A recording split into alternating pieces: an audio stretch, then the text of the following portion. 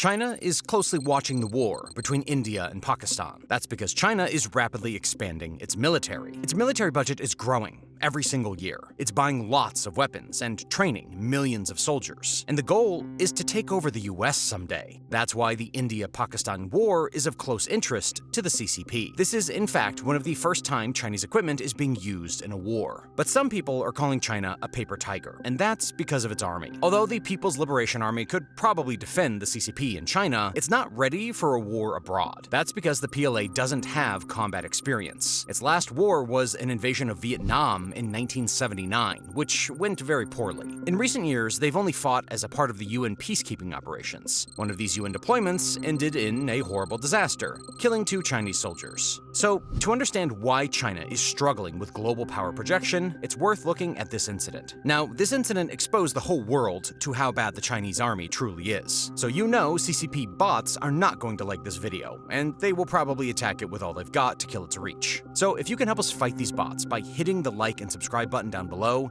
it would really help us out tremendously. Thank you. In 2015, China decided to send troops to support UN operations. Years after it joined the UN Truce Supervision Organization back in 1990, they sent 700 Chinese troops and commanders in total, forming the 1st Chinese UN Infantry Battalion. This battalion was sent to Juba, the capital of the newly formed Republic of South Sudan. It's the newest country in the world, only separating from Sudan back in 2011. But in 2013, just 2 years after the country's formation, South Sudan entered a civil war. President Salva Kiir accused the vice president, Riek Machar, of wanting to take over the government, which was the start of a grueling multi-sided civil war with lots of ethnic violence. Ultimately, the conflict only ended years later in 2020, causing nearly 400,000 war-related deaths, creating 1.5 million refugees, and displacing another 2 million within the country. But in August of 2015, there seemed to be hope after both sides agreed to a ceasefire agreement. It would be protected by peacekeepers from the United Nations mission to South Sudan, or UNMISS. The Chinese peacekeepers stationed at Juba were supposed to protect and provide aid to the local population in the capital, a city of more than 300,000 people at that time. The Chinese peacekeepers weren't alone, though, as India, Ethiopia, and Rwanda and others also contributed a lot of troops. In total, there were 12,500 troops from 61 different countries in South Sudan, with a couple thousand stationed in the capital alone. The Chinese troops were stationed at the western side of the capital, at its perimeter. It included the UN House and 2 refugee camps called Protection of Civilians Site 1 and 3. There was also another UN perimeter to the northeast near the airport of Juba, where the other countries had their troops. This perimeter near the airport was a logistics hub, and it had a level 2 hospital with surgical tools. It was also way closer to the city center, where most of the international embassies were. But the peacekeeping operation at Juba was doomed to fail. While these UN units were in the city, the 2 sides of the conflict got increasingly anxious. Violating the peace treaty, soldiers on both sides began to set up bases near or inside the capital. The rebel forces alone sent 1,400 soldiers to the capital, right next to where the government forces were stationed. In total, there were 10 Sudanese military camps in or around the city. This was bound to go wrong, and on the 3rd of July, a lieutenant, loyal to the vice president, was killed. 4 days later, on the 7th of July, a fight broke out, killing 5 soldiers loyal to the president. And from that point, things really started to go south. The following day, Kiir and Machar wanted to put an end to the violence by meeting each other at the presidential palace. But the vice president's bodyguards and the presidential battalion got into a gunfight during the press conference. In Juba, the troops on both sides got very angry and a full-on battle started. The government forces eventually secured most of the city. The UN peacekeepers stayed on the sidelines, and for the time being, the UN bases were left unscathed. However, on the 10th of July, President Kiir ordered the assassination of Machar. Government forces rampaged through the city using tanks, artillery, fighter jets, and helicopters with no regard for the rules of war. For days, government forces were free to loot the city and commit countless war crimes, killing hundreds of civilians. Seeing all of this, the peacekeepers still refused to go outside of their perimeter to try and put an end to the violence. Even worse, the protection of civilian sites themselves weren't safe. Tens of thousands of civilians fled to the UN sites in search of safety, adding to the thousands of people that were already there. But the UN camps got caught in the crossfire of machine guns and artillery strikes. And it wasn't like these camps had some sophisticated defenses. They had some barbed wire, metal gates, and several wooden watchtowers, and that's it. There were no things like advanced bomb shelters or reinforced concrete walls. Because the situation was so dire, Chinese troops abandoned the outer area of the perimeter and retreated to the center, leaving many civilians and humanitarian aid workers without protection. Unfortunately, on the 10th of July, a bomb hit one of the armored personnel carriers, killing 2 Chinese peacekeepers and injuring 8. There was only a level 1 clinic inside the perimeter without advanced medical tools, so the Chinese peacekeepers were unable to treat combat wounds effectively. They also couldn't go to the hospital at the airport because of the violence that was going on in the city. This lack of medical care was likely the reason why the second Chinese peacekeeper who lost his life in the attack didn't make it. While the peacekeeping mission was falling apart, Sudanese soldiers rampaged through the refugee camps, stealing $30 million of UN supplies, including enough food to feed 200,000 people for a month. They also did horrible things to the refugees that we can't cover here on YouTube. The Chinese peacekeeping operation wasn't a complete failure, though, because they managed to shelter 9,000 civilians at the center of the camp. However, with more than 300 civilian casualties, including 20 in the refugee camp itself, and humanitarian workers being assaulted just outside the camps, many criticized China's performance. This included the American Center for Civilians in Conflict, or CIVIC. They blamed the Chinese peacekeepers for not doing their duty, claiming that a lot of the violence could have been prevented. Allegedly, the UN had ordered the peacekeepers to set up a wider perimeter and pull both sides apart, but the Chinese troops and the other peacekeepers never left their bases. Instead, they abandoned their post and only returned fire on a few occasions. Former UN Secretary General Ban Ki-moon also wasn't happy with what happened, and he ordered an independent investigation. The following UN report blamed chaotic leadership for failing to protect civilians from horrible violence. It also confirmed that multiple requests were made to stand up a quick reaction force to respond, but each UN mission contingent turned down the request. Ultimately, the 1,800 UN infantry troops were underused during the battle. If we put ourselves in their shoes, it's pretty understandable that they didn't want to leave the bases. They only had a couple of these white armored personnel carriers and light arms. That's nothing when you're confronting armies with mortars, tanks, and fighter jets. Also, it's incredibly difficult if you have to pull 2 sides apart while they're fighting each other. And UN peacekeepers weren't allowed to use force either. As peacekeepers, you can only use force for self-defense, or when it's absolutely necessary in order to protect civilians. Ultimately, the situation proved too complicated for the peacekeepers to handle. Another reason for the failure was that the UN forces didn't operate under unified command. There were conflicting orders from the Chinese, Ethiopian, Nepalese, and Indian troops. And the Chinese troops refused to take orders from foreign commanders because they weren't trained to do so. And this wasn't the only problem with their training. In fact, the Chinese peacekeepers didn't even understand the rules of engagement, repeatedly asking their commanders who they're allowed to shoot. This only added to the chaos and the confusion. But if the peacekeepers aren't able to do anything when it gets tough, what's even the point of having peacekeeping operations? Ultimately, their mandate was to protect civilians from violence. But with hundreds of civilian casualties at the Battle of Juba, they objectively failed. Of course, China denies all these accusations. A spokesperson for the Chinese Defense Ministry said that the CIVIC report was malicious speculation. He claimed that Chinese peacekeeping officers and soldiers remained at their posts, quickly organizing reinforcements and continuing to implement the mandate of UNMISS while rescuing wounded soldiers. Of course, the independent UN investigation put a hole in this argument. But still, China argues that it was never their duty to protect people outside of the perimeter, and that the order to pull both sides apart was unrealistic. There were no major ramifications after the battle ended, although China did ask the South Sudanese government to punish those responsible for the killing of 2 Chinese peacekeepers. Meanwhile, the Chinese peacekeeping operations in Juba only continued. The troops had to be replaced, though, in part because they were too traumatized to do any peacekeeping. During their patrols, they refused to exit their armored vehicles and only dared to peek through the windows. But ever since, China has sent a new battalion every year, and in December of 2024, the 11th Peacekeeping Battalion was welcomed in Juba.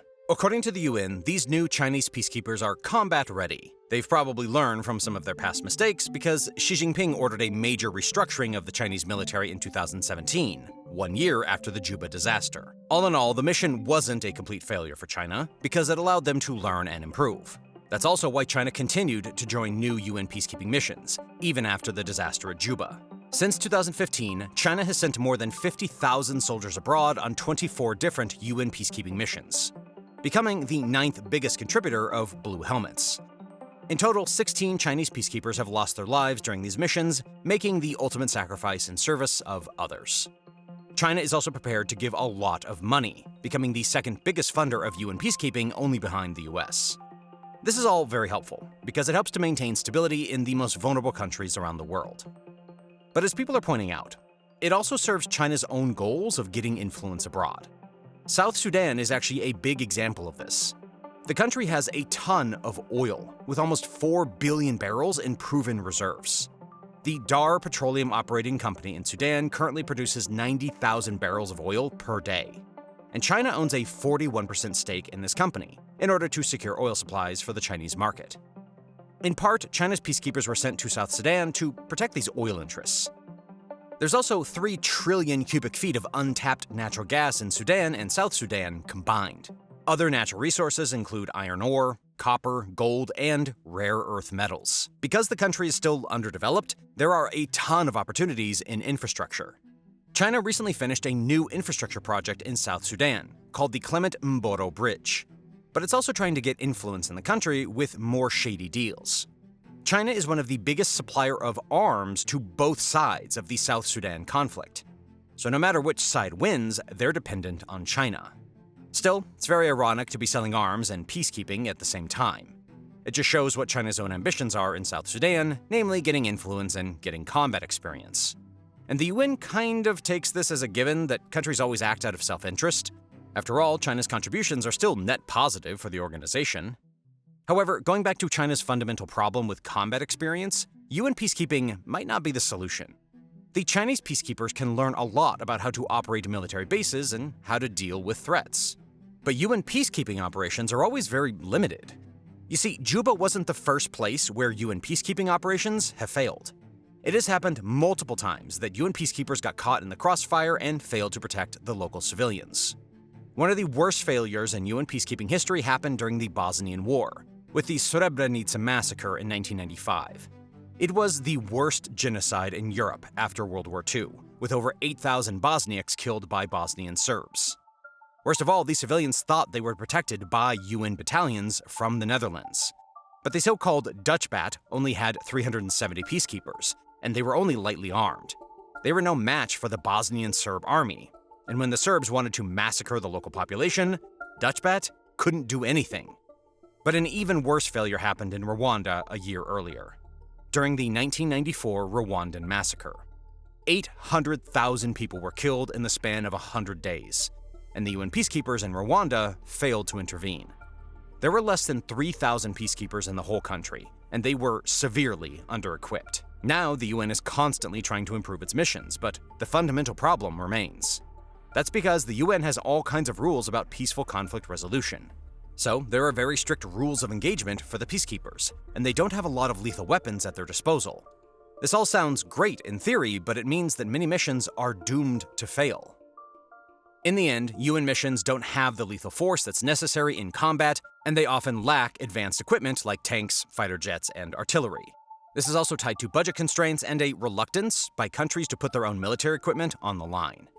If this isn't fixed, there might be a Juba 2.0, where the peacekeepers are paralyzed and unable to join the fight. With that in mind, China might need to look for a new strategy to get combat experience. One of the options is to bypass the UN altogether and to help countries directly with peacekeeping and counterterrorism operations. This has a number of advantages, especially if you're trying to train your own troops without many complicated rules. But the downside is that this makes other countries suspicious. The US has a reputation for intervening in foreign wars, but it doesn't want China to do the same. Also, the host countries might have their reservations about inviting Chinese troops over to join their conflict. Understandably, they'd rather have UN blue helmets, and inviting American or European peacekeepers also has its benefits. But China desperately wants the People's Liberation Army to set up bases around the world, and Djibouti is the first country where China has been successful. In 2017, China opened its first foreign military base in Djibouti, operated by the Chinese Navy. Allegedly, it's for anti-piracy, evacuation operations, peacekeeping, and counterterrorism. But it's also used for global power projection, because Djibouti is strategically located near the Bab el-Mandeb Strait, one of the most important waterways for international trade. The location is pretty awkward though, because a few miles from there, the Americans also have a base, called Camp Lemonnier. Understandably so, Washington didn't appreciate it when Djibouti invited the Chinese over in 2017. And ever since, both the US and China have been constantly spying on each other's bases. China also uses the base to monitor what the US is doing in the Red Sea with the Houthis to try and study American military strategies. With China desperately trying to expand its global military presence, there could be many more of these situations in the future. Another way for China to get combat experience, or a substitute for it, is doing large-scale training exercises. In 2009, the PLA launched its first ever massive military drill involving 50,000 troops to stress test its infrastructure and logistics. They also train regularly with Russia and Central Asian countries under the Shanghai Cooperation Organization. Russia obviously has more combat experience than China, carrying the Soviet legacy. Since 1991, they've also fought in Chechnya, Georgia, Syria, and obviously in Ukraine since 2014. On top of that, Russia has a lot of mercenaries fighting in African countries like Mali and the Central African Republic. So the PLA has a lot to learn from their Russian counterpart. In 2018, when Russia held its largest war games since the Cold War in Siberia, China was also invited. The PLA sent 3,500 troops with tanks and aircraft. It was a success because China later joined new Russian military exercises in 2019 and 2021. Since 2019, China has also been holding annual naval exercises with Russia and Iran to simulate naval battles and to stress test their systems. But obviously, the most infamous Chinese military exercises revolve around Taiwan. They have picked up in recent years, with China simulating naval blockades, airstrikes, and sea assaults.